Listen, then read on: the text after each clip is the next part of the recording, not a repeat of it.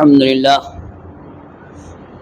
لله رب العالمين والعاقبة للمتقين والصلاة والسلام على سيد المرسلين أما بعد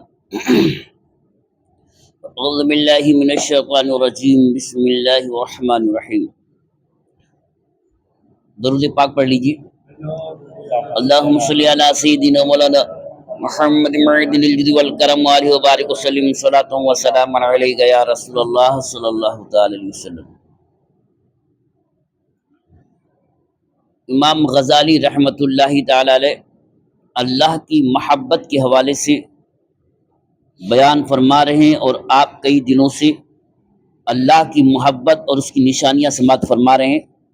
7ویں نشانی انہوں نے بیان فرمایا تھا کہ اللہ تعالیٰ کے تمام بندوں پر مشفق اور مہربان ہو، اللہ کے دشمنوں اور ہر اس چیز پر سخت ہو جو اللہ تعالیٰ کی ناراضی والے افعال کا ارتکاب کرتا ہو. اللہ سے اگر کوئی محبت کرتا ہے تو یہ نشانی خود بخود اس کے اندر پائی جائے گی کہ اللہ والوں سے پیار اور اللہ کے دشمنوں سے دشمنی. اور جس کے دل میں اللہ کی محبت دنیا میں جتنی ہوگی جنت میں نعمتیں بھی اتنی زیادہ ملیں گی. فرما رہے ہیں کہ جنت میں وہی حال ہوگا جو دنیا میں حال ہے. یعنی ایک بندہ جتنا اللہ سے پیار کرتا ہے دنیا میں اتنے ہی زیادہ نعمتیں جنت میں اسے ملیں گی. سماعت فرماتے کہ ان کے اعمال کی بلندی کی علامت یہ ہے کہ اتنی بلندی ہوگی کہ مقربین اس کی زیارت کریں گے. اور جس طرح ابرار دنیا میں مقربین کے قرب اور مشاہدے سے اپنے حال اور معرفت میں زیادتی پاتے ہیں، یہی حال ان کا آخرت میں ہوگا. اور اس سلسلے میں 3 آیت انہوں نے بیان فرمایا ہے. ایک آیت تو یہ بیان فرمایا پارہ 21 سورہ لقمان آیت نمبر 28 سے ما خلقکم ولا بعثکم الا کنفس واحدہ. اس کا ترجمہ ہے کہ تم سب کا پیدا کرنا اور قیامت میں اٹھانا ایسا ہی ہے جیسا ایک جان کا. اور دوسری آیت پارہ 17 سورۃ الانبیاء آیت نمبر 104 کما بدأنا اول خلق نعیدہ. اس کا ترجمہ ہے کہ ہم نے جیسے پہلے اسے بنایا تھا ویسے ہی پھر کر دیں گے. اور تیسری آیت پارہ 30 سورہ نمل آیت نمبر 26 کا جز ہے جزاء وفاقا، جیسے کو تیسا بدلا. یہ 3 آیتیں بیان فرما کی دلیل یہ دے رہے ہیں. مطلب یہ ہے کہ جزا ان کے اعمال کے موافق ہوگی، لہذا خالص اعمال کی جزا خالص شراب اور مخلوط اعمال کی جزا مخلوط شراب ہوگی. اور محبت الہی اور اعمال میں جتنی مقدار آمیزش ہوگی اتنی ہی مقدار شراب میں بھی آمیزش ہوگی. اور شراب کا معنی کل بتا چکے تھے کہ جنت کی ساری نعمتیں اس کو شراب کہا جاتا ہے. تو خلاصہ یہ ہوا کہ اس دنیا میں بھی آپ دیکھتے ہیں کہ کچھ لوگ 5 وقت کی نماز پابندی سے پڑھ لیتے ہیں، کچھ اور زیادہ تہجد بھی پڑھ لیتے ہیں، کچھ اور زیادہ ذکر بھی کر لیتے ہیں، کچھ ایسے ہیں کہ جن کے سینے میں اللہ کا نور ہر وقت اترتا رہتا ہے. سب کے سینے میں کہاں اتر رہا ہے؟ لیکن کچھ لوگ ہیں جن کے سینے میں اترتا ہے. تو اس دنیا میں جیسے مقرب در مقرب بندوں میں فرق ہے، ایسے جنت بھی فرق ہوگا.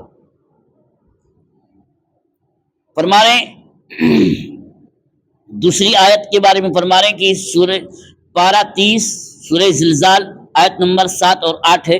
ترجمہ ہے آیت مبارکہ فَمَن يَعْمَلْ مِثْقَالَ ذَرَّةٍ خَيْرًا يَرَهُ وَمَن يَعْمَلْ مِثْقَالَ ذَرَّةٍ شَرًّا يَرَهُ. اس کا ترجمہ ہے تو جو ایک ذرہ بھر بھلائی کرے اسے دیکھے گا، اور جو ایک ذرہ بھر برائی کرے اسے بھی دیکھے گا. اب اس دنیا میں ذرہ کتنا چھوٹا ہوتا ہے. اب یہ دیکھ لیجئے یہ ذرہ ہے، وہاں سے آپ کو نظر ہی نہیں آئے گا، وہ تو بڑا ہے. اور ایک ذرہ وہ ہوتا ہے کھڑکی سے روشنی آتی ہے تو اس کے روشنی میں ذرے نظر آتے ہیں، نہ اسے آپ پکڑ سکتے نہ اسے چھو سکتے. اتنی بھی اگر کسی نے نیکی کیا تو اس نے بھی اللہ تعالیٰ بدلہ عطا فرمائے گا. مطلب یہ کہ اس دنیا میں کوئی بھی عمل بیکار نہیں ہے۔ اگر برا ہے تو برا پائے گا، سزا پائے گا، اور اچھا ہے تو بدلہ پائے گا۔ تو جیسے اس دنیا میں ہر ایک کے درجے الگ الگ ہیں، کوئی نیکیاں بہت کرتا ہے، کوئی کچھ بھی نہیں کرتا ہے، اور کوئی اتنا کرتا ہے کہ ایک سیکنڈ بھی نیکیوں سے خالی نہیں ہوتا ہے۔ جیسے یہاں نیکیاں زیادہ ہیں، ویسے جنت میں ثواب بھی زیادہ ہوگا۔ آگے فرمایا کہ ان اللہ لا یظلم مثقال ذرہ وَإِن تَكُ حَسَنَةً يُضَاعِفْهَا، پارہ 5 سورۃ النساء آیت نمبر 40 کا حصہ ہے۔ اس کا ترجمہ ہے اللہ ایک ذرہ بھر ظلم نہیں فرماتا، اور اگر کوئی نیکی ہو تو اسے دونی کرتا ہے۔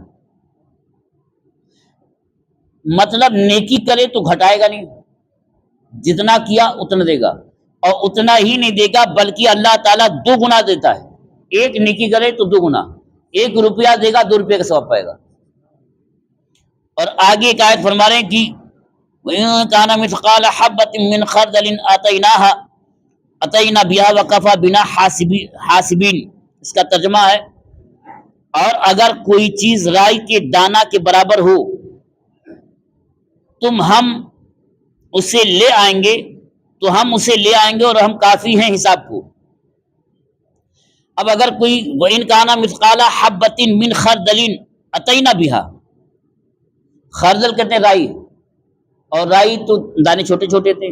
اب اس رائی کے دانے کے برابر بھی اگر کوئی لے کر کے آیا نیکی، یعنی ایک رائی کا دانہ بھی کسی کو دیا، اب رائی کا دانہ کیسے دے گا؟ حدیث پاک میں ہے کہ جو آپ کھیتی کرتے ہیں اور دانے اس کے گرتے ہیں اور پرندے آ کے چگ کے جاتے ہیں، وہ بھی صدقہ ہے۔ اگر رائی کا چھت پہ ڈالے ہوئے ہیں، پرندے آ کے کھا گئے، اب کوئی پرندہ ہے کہ ایک ہی دانہ کھائے تو اس کا 1 دانے کا ثواب ملے گا۔ ایسے تو نہیں سمجھا رہے کہ 1 دانہ کہاں سے ملے گا ثواب؟ آپ نے گھر میں رکھا ہوا ہے اور ایک چونٹی آئی اور 1 رائی دانہ لے کر گئی، تو اس سے 1 رائی دانے کا ثواب کو ملے گا۔ تو رائی کا 1 دانے کے برابر بھی اگر کوئی لے کر آیا نیکی، کفا بنا حاسبین، تو ہم اسے لے آئیں گے اور ہم کافی حساب کے لیے۔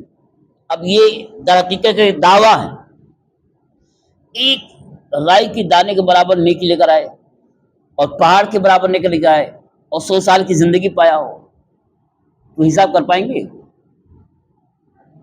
نہیں سمجھ رہے۔ دن بھر کا اپنے ہی حساب کا آپ لے لیں، کتنی نیکیاں کرتے ہیں، صبح سے لے کر کے شام تک 1 دن کی نیکیاں اگر آپ لکھ لی جائے تو نہیں گر سکتے ہیں، اور برائیاں تو الگ ہے اپنی جگہ پر۔ اور 50 سال زندگی پایا اور چھوٹے چھوٹے کیسے لیں؟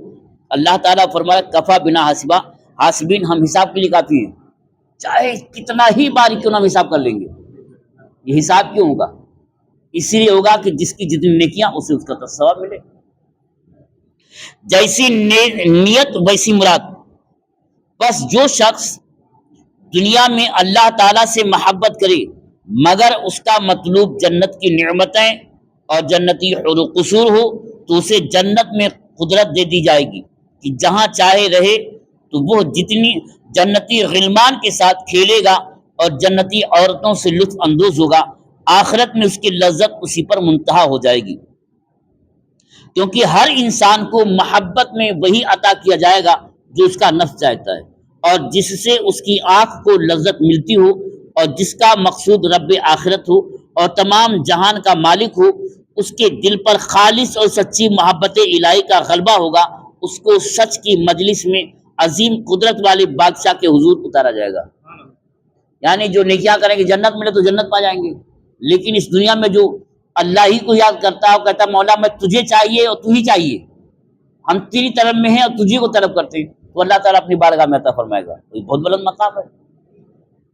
تو اس دنیا کا حال بھی آخرت کا ہے اور آخرت کا حال اس دنیا کا ہے، اسی لیے کہا گیا ہے کہ الدنیا مزرع للآخرہ، دنیا آخرت کی کھیتی ہے، جو چاہے اپنی آخرت کو جتنا چاہے سنوار لے۔ یہ سمجھنے کی چیز ہے۔ اللہ تعالیٰ ہمیں آپ کو سمجھنے کی توفیق عطا فرمائے اور سمجھ کر اس پر عمل کرنے کی توفیق عطا فرمائے۔ وآخر دعوانا الحمدللہ رب العالمین۔ اللہم صلی علی سیدنا مولانا محمد